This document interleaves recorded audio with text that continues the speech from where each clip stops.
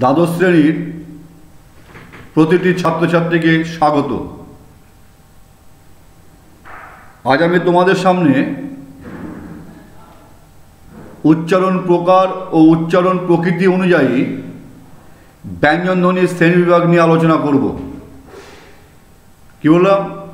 উচ্চারণ প্রকার বা উচ্চারণ প্রকৃতি অনুযায়ী ব্যঞ্জনধ্বনির শ্রেণীবিভাগ নিয়ে আলোচনা করব।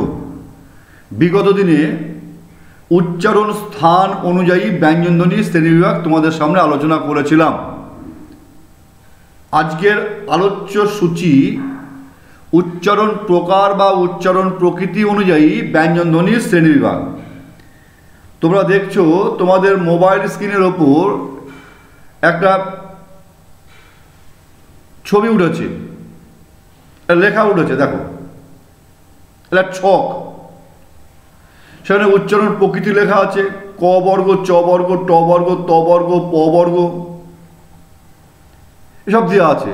অল্প প্রাণ, মহাপ্রাণ, অল্প প্রাণ, মহাপ্রাণ, নাসিক্য, অঘোষ, ঘোষ, কম্পিত, তাড়িত, নৈকট্য, উষ্ম ব্যঞ্জন, পার্শ্বিক ব্যঞ্জন ইত্যাদি ইত্যাদি এখানে দিয়ে দেওয়া আছে।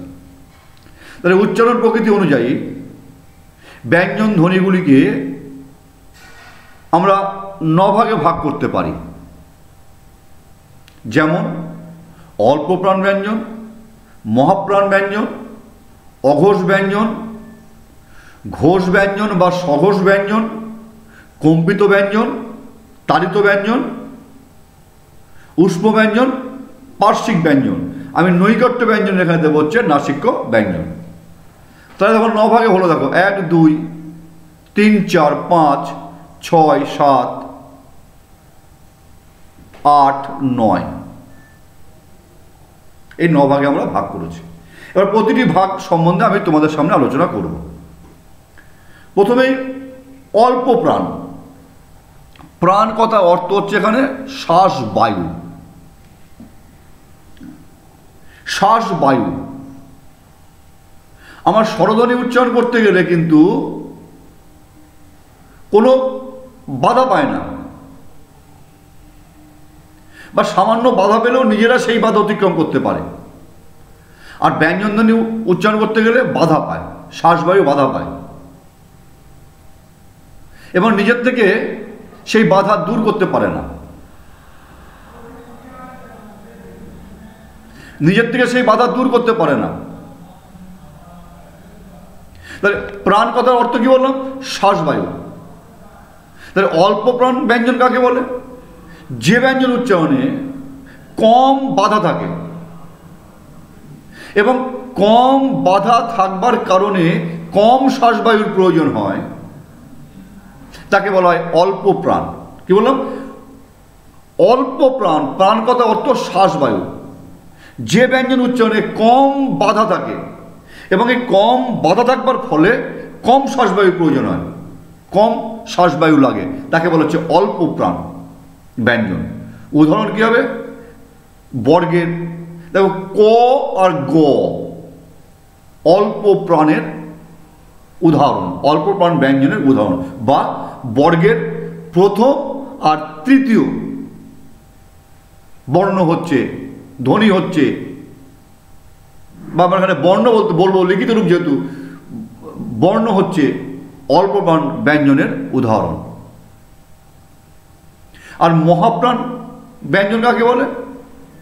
যে ব্যঞ্জন উচ্চারণে প্রবল বাধা থাকে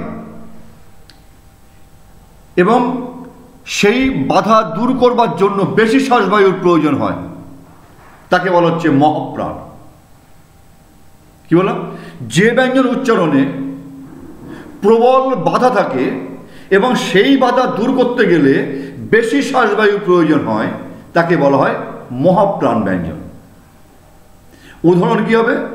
প্রতিটি বর্গের দ্বিতীয় ও চতুর্থ বর্ণ। আমি তোমাদের সুবিধার্থে আমার সাথে তোমরা একটু আলোচনা করো যে বর্গের এই ক বর্গ, চ বর্গ, ট বর্গ, প্রতিটি বর্গের প্রথম আর তৃতীয় হচ্ছে অল্প প্রাণ, আর প্রতিটি বর্গের দ্বিতীয় আর চতুর্থ হচ্ছে মহাপ্রাণ। দেখো ক আর গ উচ্চারণ করতে যতটা বাধা বা যতটা শ্বাসবায়ু লাগছে, এই খ আর ঘ উচ্চারণ করতে গেলে শ্বাসবায়ু বেশি লাগছে না কম লাগছে? এত শ্বাসবায়ু না, শ্বাসবায়ুতে ঝড় বয়ে যাবে না, সেরকম না, সেরকম কিছু না। এই ক আর গ উচ্চারণ করতে গেলে আমাদের বাধাও কম থাকছে, এবং এই বাধা কম থাকবার ফলে কম শ্বাসবায়ু লাগছে। তাদেরকে আমরা বলেছিলাম হচ্ছে অল্পপ্রাণ ব্যঞ্জন। যেমন প্রতিটি বর্গের, এখানে 5টা বর্গ আছে, প্রতিটি বর্গের প্রথম আর তৃতীয় বর্ণ হচ্ছে অল্পপ্রাণ ব্যঞ্জনের উদাহরণ। আর মহাপ্রাণ কি বলছে? এর উল্টোটা, যে ব্যঞ্জন উচ্চারণে প্রবল বাধা থাকে এবং সেই বাধা দূর করবার জন্য বেশি শ্বাসবায়ুর প্রয়োজন হয়, তাকে বলা হয় মহাপ্রাণ। যেমন খ, ঘ। উদাহরণ কি? প্রতিটি বর্গের দ্বিতীয় ও চতুর্থ বর্ণ হচ্ছে মহাপ্রাণ ব্যঞ্জনের উদাহরণ। এবার আমি আলোচনা করব অঘোষ ব্যঞ্জন। এই ঘোষ কথার অর্থ হচ্ছে নাদ। অঘোষ আর ঘোষ, সঘোষও বলতে পারতাম আমরা, অঘোষ আর সঘোষ। অঘোষ ব্যঞ্জন কাকে বলে?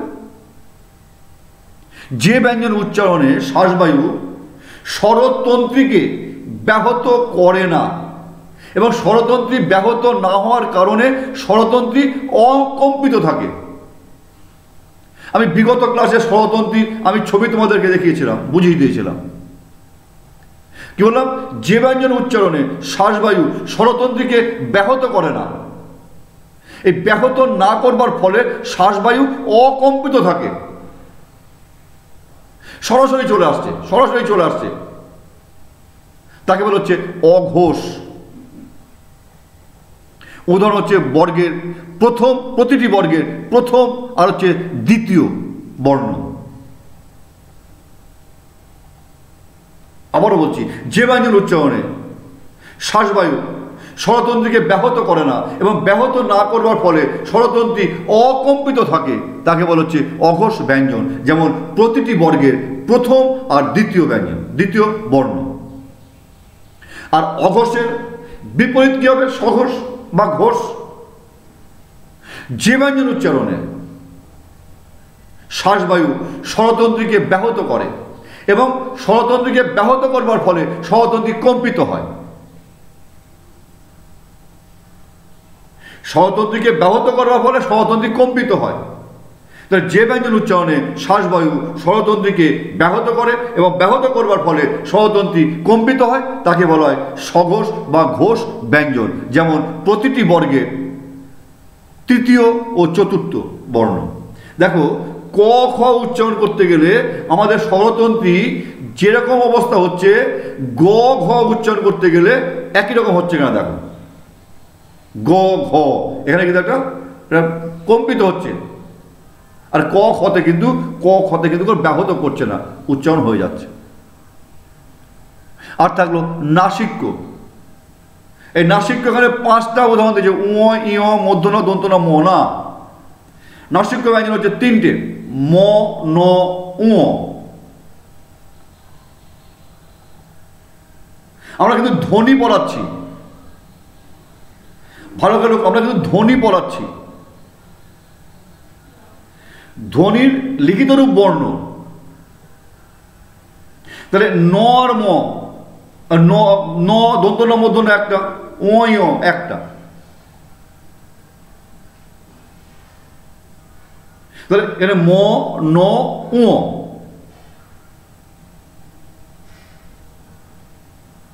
তাহলে যে ব্যঞ্জন উচ্চারণে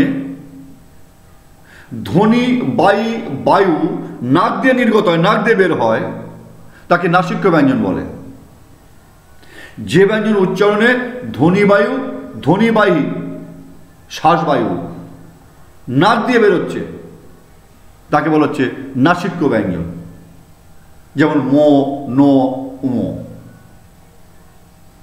পরবর্তী হচ্ছে কম্পিত ব্যঞ্জন। কাকে বলে? যে ব্যঞ্জন উচ্চারণে জিহ্বাগ্র মানে জীবের আগা, জীবের অগ্র, জিহ্বাগ্র কম্পিত হয়, রনিত হয়, তাকে বলছে কম্পিত ব্যঞ্জন। যেমন র, দেখো তোমাদের স্ক্রিনের উপর দেখো একটা ছক দিয়ে দিয়েছি আমি। কম্পিত ব্যঞ্জন কাকে বলে? যে ব্যঞ্জন উচ্চারণে আমাদের জিহ্বাগ্র মানে জীবের আকাটা কম্পিত হয়, রণিত হয়, তাকে কম্পিত ব্যঞ্জন বলছে। তোমরা মেলাও, একটু মেলাও, আমার সাথে সাথে মেলাও। র র র র, দেখো জীবের আকাটা কাঁপছে। থরথর থরথর করে কাঁপবে না? তা কাঁপবে না। এটা অনুভব করতে হবে যে কী অবস্থা হচ্ছে। যে ব্যঞ্জন উচ্চারণে জিহ্বাগ্র কম্পিত বা রণিত হয় তাকে কম্পিত ব্যঞ্জন বা রণিত ব্যঞ্জন বলে। উদাহরণ হচ্ছে র। তাড়িত ব্যঞ্জন কাকে বলে? যে ব্যঞ্জন উচ্চারণে জিহ্বাগ্র দ্বারা মূর্ধাকে তাড়না করা হয়। জিহ্বাগ্র মানে জীবের আগা দিয়ে মূর্ধাকে তাড়না করা হয়। মূর্ধা, আমি এর আগের দিন মূর্ধন্য ব্যঞ্জন আলোচনা করেছিলাম। মূর্ধা কথাটা আমরা পেয়েছিলাম। জিহ্বাগ্র জীবের আগা দিয়ে আমরা মূর্ধাকে তাড়না করছি। ডয় শূন্য র, ঢয় শূন্য র। দেখো এই ডয় শূন্য ঢয় শূন্য উচ্চারণ করতে হলে আমাদের জীবটা একটু উল্টে যাচ্ছে, উল্টে গিয়ে মূর্ধাকে আঘাত করছে, তাড়না করছে। যে ব্যঞ্জন উচ্চারণে জিহ্বাগ্র মূর্ধাকে তাড়না করে তাকে বলা হয় তাড়িত ব্যঞ্জন। যেমন ডয় শূন্য র, ঢয় শূন্য র। আমি নৈকট্য ব্যঞ্জন আমি আলোচনা করবো না। নৈকট্য ব্যঞ্জন নাসিক্য ব্যঞ্জন আমি বলেছি, তোমাদের এটা লাগবে না, 12 ক্লাস লাগবে না। উষ্ম ব্যঞ্জন কাকে বলে? যে ব্যঞ্জন উচ্চারণে মুখবিবর সংকীর্ণ হয়ে যায়, মুখবিবর সংকীর্ণ হয়ে শ্বাসবায়ু বাধাপ্রাপ্ত হয় এবং শীষ দেওয়ার মতো শব্দ হয়, তাকে বলা হচ্ছে উষ্ম ব্যঞ্জন। যেমন তালবস্য, দন্তস্য, হ, এইগুলো উচ্চারণ করতে গেলে দেখো তোমরা, আমি যে তালবস্য, দন্তস্য, হ উচ্চারণ করছি, আমাদের মুখবিবরটা ছোট হয়ে যাচ্ছে এবং শীষ দেওয়ার মতো মুখটা, ঠোঁটটা গোল হয়ে যাচ্ছে। তালবস্য, দন্তস্য, হ। তাহলে যে ব্যঞ্জন উচ্চারণে মুখবিবর সংকীর্ণ হয়ে শ্বাসবায়ুকে বাধা দেয় বা মুখবিবর সংকীর্ণ হওয়ার ফলে শ্বাসবায়ু বাধাপ্রাপ্ত হয় এবং শীষ দেওয়ার মতো শব্দ হয়, তাকে বলা হচ্ছে উষ্ম ব্যঞ্জন। যেমন তালবস্য, দন্তস্য, হ। আর থাকলো কি পার্শ্বিক ব্যঞ্জন। যে ব্যঞ্জন উচ্চারণে শ্বাসবায়ু জিহ্বার বা জিভের দুপাশ দিয়ে বেরিয়ে যায়। তোমরা ল উচ্চারণ করো, ল ল ল, শ্বাসবায়ু জিহ্বার দুপাশ দিয়ে, জিভের দুপাশ দিয়ে বেরিয়ে আসছে। যে তাহলে যে ব্যঞ্জন উচ্চারণে শ্বাসবায়ু বায়ু জিহ্বার দুপাশ দিয়ে বেরিয়ে যায় তাকে বলা হচ্ছে পার্শ্বিক ব্যঞ্জন। তাহলে আমি উচ্চারণ প্রকৃতি অনুযায়ী ব্যঞ্জন ধ্বনিগুলিকে 9 ভাগে ভাগ করলাম। 9 ভাগে ভাগ করে প্রতিটি ভাগের সংজ্ঞাসহ উদাহরণ আমি আলোচনা করেছি। তবু যদি তোমাদের বোঝার ক্ষেত্রে কোনো অসুবিধা হয়ে থাকে, ক্লাস শুরু হলে শ্রেণীকক্ষে আমাকে জিজ্ঞাসা করবে, আমি অবশ্যই তোমাদের আবারও বুঝিয়ে দেব। তোমরা সবাই ভালো থেকো, সুস্থ থেকো, ঘরে থেকো। দেখা হবে পরের ক্লাসে। ধন্যবাদ।